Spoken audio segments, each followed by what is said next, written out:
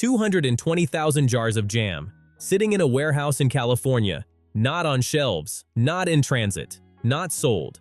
And at the time of the warehouse numbers becoming public, no explanation that survived contact with the regulatory architecture it claimed to be built around. That number comes from a website glitch, the kind of accidental transparency that no PR team can plan for and no press release can walk back. That if she had total anonymity for a month, she'd go grocery shopping every day because she misses it so much, which raises an obvious question. Who exactly is stopping her? Because if the concern is overwhelming public attention, where is the evidence of it? On January 6, 2026, Reddit users figured out that the As Ever website had a bug that revealed the real inventory totals when you added unlimited quantities to your cart. Not the marketing version of the inventory. Not the carefully curated launch day limited drop numbers. The actual full warehouse count. 220,000 jars of jam, 30,000 jars of honey, 90,000 candles, 80,000 tins of flour sprinkles, 70,000 bottles of wine.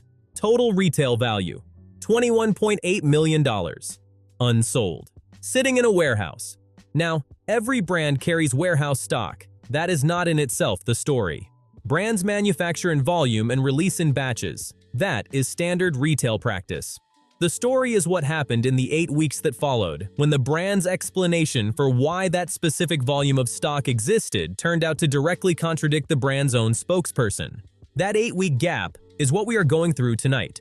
5 specific things, in sequence. The documents are public. The statements are on record. The regulatory architecture is documented by the relevant government bodies themselves, and once you see the sequence laid out in order, it is genuinely difficult to unsee it. And you'll note, Lady C, this claim that all of that product, which literally has expiration dates, was worth keeping stored up because at some point they were going to launch international sales. Well, that still hasn't happened, has it? Let's start with the official explanation. When the Reddit glitch went viral and $21.8 million of unsold inventory suddenly became a global news story, the response came quickly. Sources described as having direct knowledge of the business told People magazine that the numbers reflected something straightforwardly positive. Their exact phrasing, "It doesn't take a genius to work out that what is left," points to a company doing extremely well. That large stock order was obviously part of the international expansion plans the Duchess has spoken about for the brand. Obviously. That was the word they used. Not reportedly, not potentially, obviously. Active expansion plans, already underway, which explained the manufacturing scale. A confident, clear, on-the-record explanation from people with direct knowledge of the business, delivered to People magazine. 8 weeks later, ITV News reported that Meghan's trip to Australia included private business meetings aimed at expanding As Ever internationally. The story gained traction. Journalists started asking direct, on-record questions rather than accepting unnamed source characterizations. And the As Ever spokesperson issued this statement to the press. "This is speculation. No decisions have been made about when or where international expansion might take place. Entering new markets is a considered process. No decisions have been made. Entering new markets is a considered process. The international expansion is speculative. 8 weeks earlier, obviously part of active international expansion plans already underway. 8 weeks later, speculation, no decisions made. A carefully worded formulation that describes something at the stage of general consideration rather than active execution. The word to focus on is not obviously, though that word does the most damage in retrospect when you place it next to what the spokesperson said 8 weeks later. The word to notice is speculation. A spokesperson does not describe as speculation a plan that changed. Changed plans are described as changed plans. They have a before and an after that explains the shift. Speculation is the word used for something that was never confirmed as a plan in the first place. Something that was asserted privately to a trusted outlet, under cover of unnamed sourcing, but cannot be asserted publicly to a reporter who will then ask follow-up questions that require specific, attributable, documented answers. Each country has its own food regs, and it can't happen. You can't import food or I should say, you can't export food from one place all over the world because each place has different rules and regulations. The warehouse did not get lighter between January and March. The inventory numbers did not change. The regulatory requirements did not shift. The only thing that changed was the level of scrutiny the explanation was facing. And when that scrutiny required a direct, on-record, attributable answer, the explanation changed with it. If Palace Insider is giving you the full picture that other channels skip, the actual regulatory architecture, the trademark filing details, the 8-week gap in the spokesperson statements, hit the like button. It helps us reach more people who want this kind of analysis.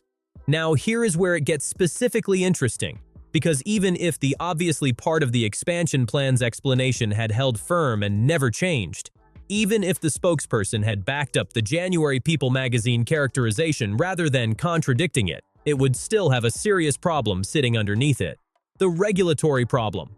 Lady Colin Campbell named it on camera in a competing broadcast, very clearly and very specifically. And as far as anyone following this story carefully can tell, the mainstream coverage that reported on the warehouse numbers did not follow that specific regulatory dimension up properly, possibly because a detailed discussion of the Biosecurity Act 2015 and the Bicon inspection system is less immediately engaging than a photograph of jam jars. Her statement was straightforward. You cannot export food from one place all over the world because each place has different rules and regulations. Plain English, entirely correct, and specifically relevant to the scale of inventory sitting in California under the justification of international expansion plans. Here is the documented version. Australia, the specific market the Sussexes visited for those private business meetings, operates one of the more rigorous imported food regimes in the world.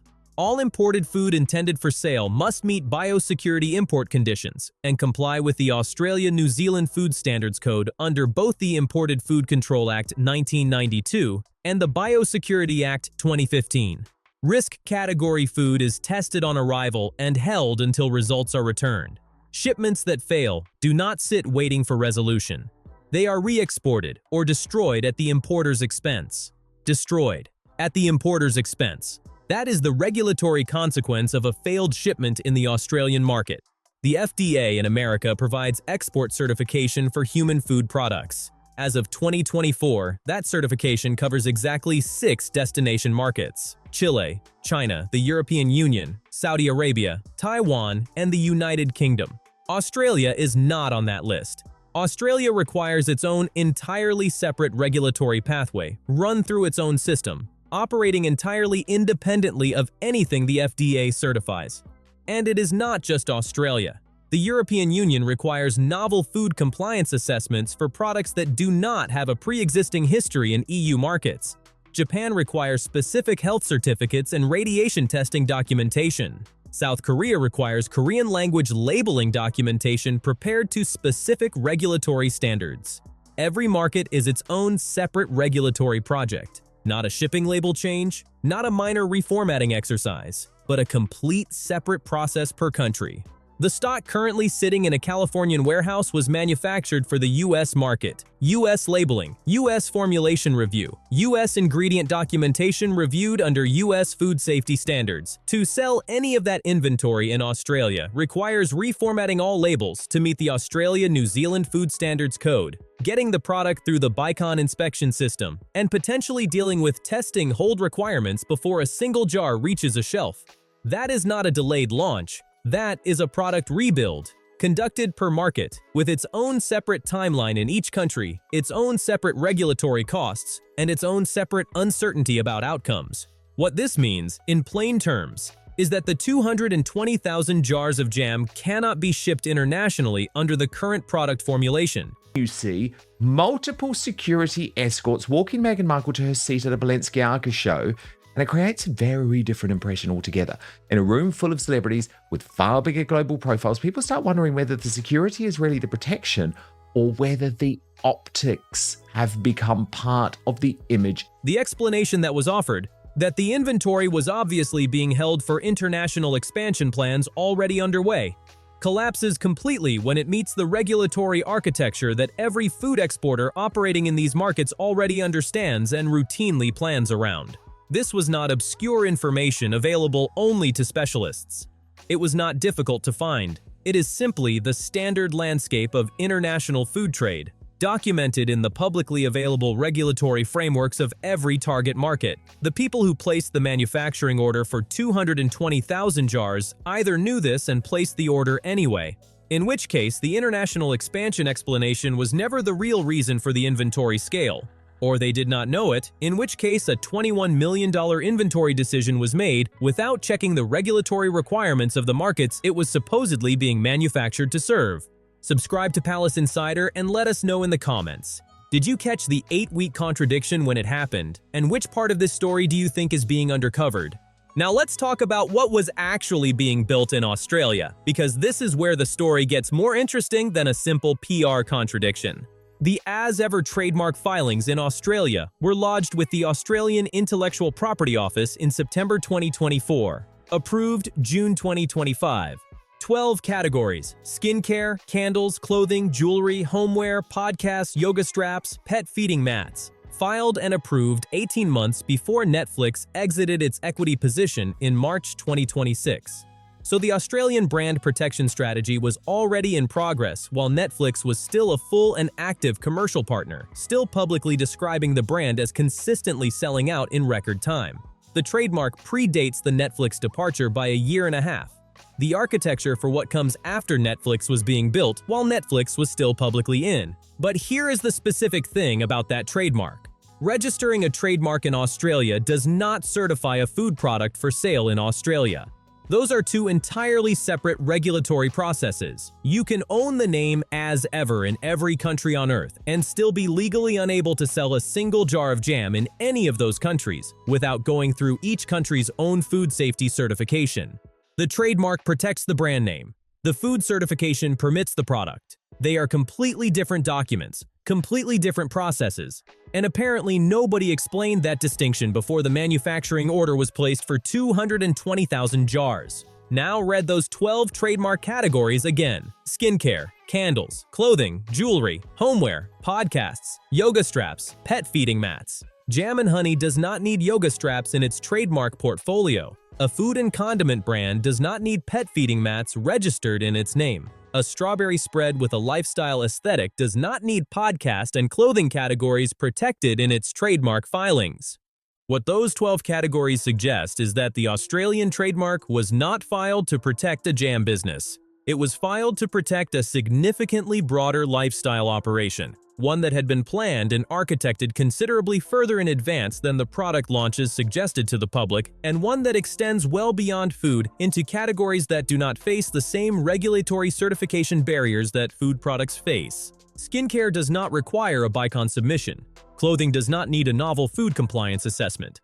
Yoga straps do not need radiation testing certificates. If the 12-category Australian trademark was the actual strategic roadmap for the As Ever international launch, if Jam and Honey were the visible commercial entry point while the broader lifestyle operation was being built around it, then the regulatory wall the food products face is less of a fundamental obstacle and more of a specific problem for one category among 12. That reading makes the September 2024 filing considerably more interesting than it initially appears when you look at it only as a food brand protecting its name in a new market. The jam was the visible, commercially accessible product, the thing that generated the lifestyle content, the celebrity gifting, the Netflix association, the sold-out launch moments. The 12-category trademark was the actual architectural footprint of what the operation was being built toward. And it makes the Netflix exit in March 2026, combined with the brand's own statement that it is now standing on its own 2 feet, a commercial pivot rather than a commercial failure. If the pivot away from a food-first, Netflix-dependent structure toward a broader lifestyle and clothing operation was always the direction the 12 categories were pointing toward. Let's talk about the Netflix dimension, because the timeline here is specific and the numbers sit in very uncomfortable proximity to each other. In August 2025, Netflix announced an extended deal with the Sussexes. Netflix's chief content officer, Bella Baharia, made a specific public statement to justify the commercial decision. As Ever products were consistently selling out in record time. Stop on that phrase. Consistently. Selling out. In record time.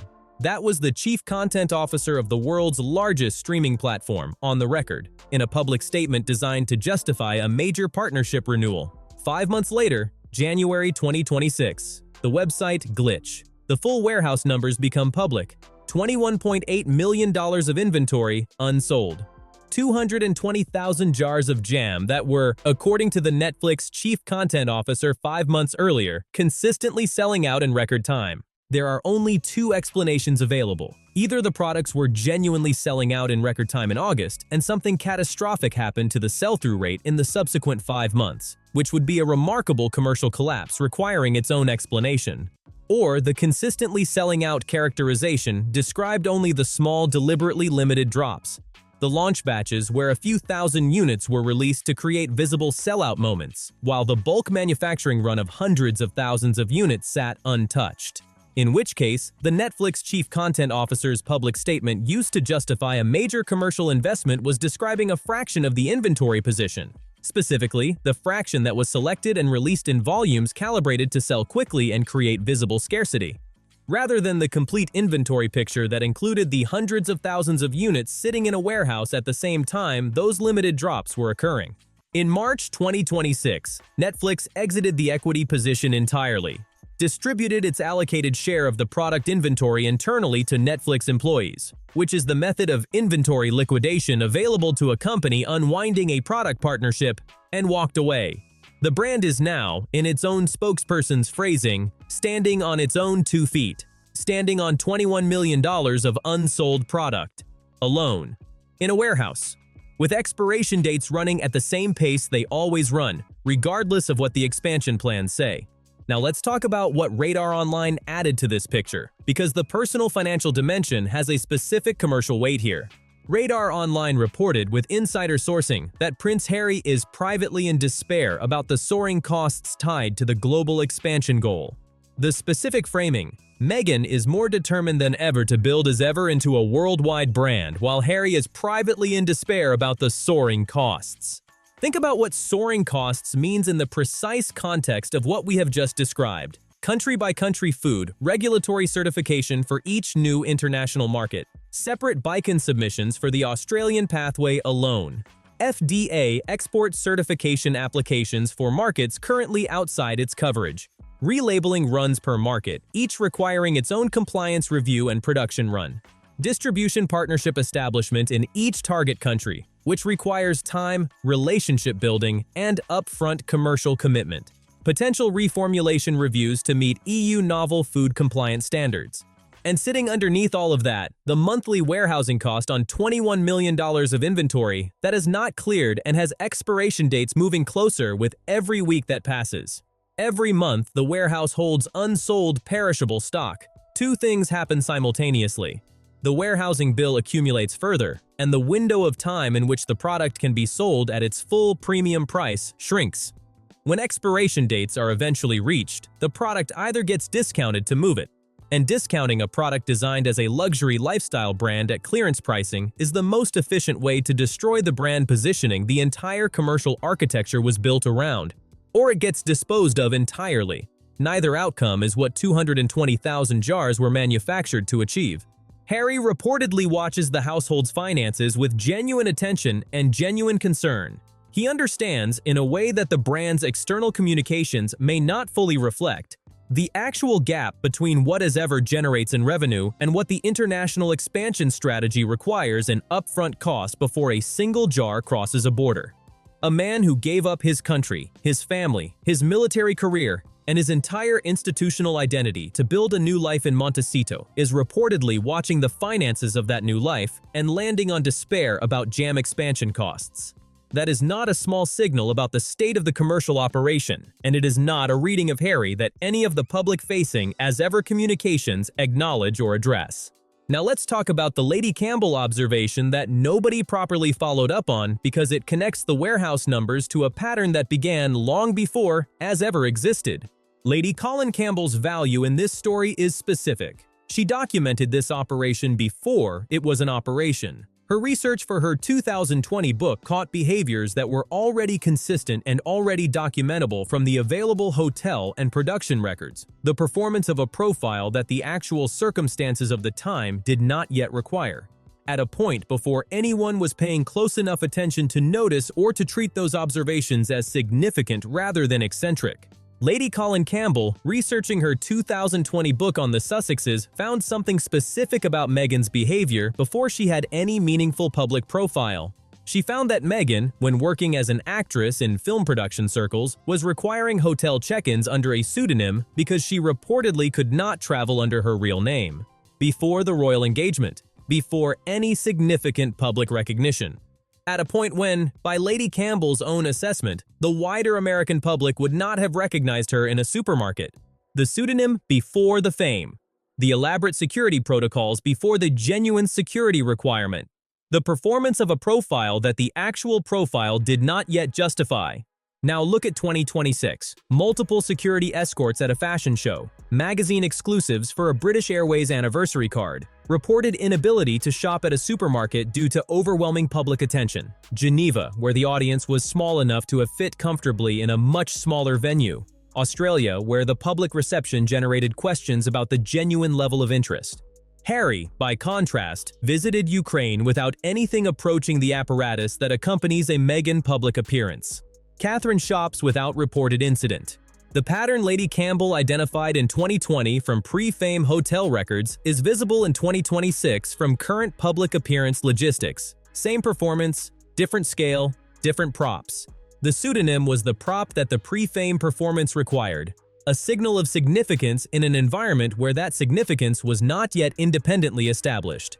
The security detail at the fashion show is the prop that the current performance apparently requires, performing the same function in a different setting at a different scale. The celebrity grocery shopping she reportedly misses so dearly is the prop that ongoing public interest apparently cannot accommodate, even as public appearances in international markets attract audience sizes that suggest the level of recognition may be lower than the performance suggests. Harry visited Ukraine without anything approaching the apparatus that accompanies Meghan's public appearances. Catherine shops without reported incident and without a People magazine exclusive about the experience. The gap between the performance and the documentable evidence of the profile that would require that performance is specific, consistent, and has been consistent across a long enough period that it is no longer deniable as coincidence or misperception. And the latest prop is the international expansion of a jam brand that cannot currently be internationally expanded under its existing product formulation, publicly explained with a justification that changed within 8 weeks, backed by a Netflix endorsement that described consistently selling out in record time 7 months before the partnership ended. The warehouse is still full. The regulatory wall is still standing. The 8-week contradiction is fully documented. The 5-month gap between consistently selling out in record time and Netflix exiting is on the record. The 12-category Australian trademark is publicly filed and approved. The Radar Online sourcing about Harry's despair about expansion costs is in print. None of this requires a palace source or a hostile biographer or a royal commentator with an agenda. The brand's own spokespersons provided the contradiction, one in January, one in March, from the same brand. The regulatory agencies published their requirements openly, as they always have. The trademark office published its records when the filings were approved. The Netflix executive went on record in a public statement. The warehouse numbers came from the brand's own website during a bug that nobody planned for. The story is in the sequence, and the sequence is fully documented. Do you think the international expansion explanation was a genuine business strategy that hit unexpected regulatory obstacles? Or does the 8-week reversal, from obviously part of active expansion plans to no decisions have been made, tell a different story? And if the 12-category Australian trademark suggests the actual plan was always bigger than jam, does that change how you read the warehouse numbers? Drop your real take in the comments below. This one has more layers than most, and the comment section on these documented stories usually surfaces the dimensions we missed or underweighted. Subscribe to Palace Insider so you never miss what we cover next. And if this kind of documented, close-reading analysis is what you come here for, the like button is the thing that keeps this channel doing it. Until the next one.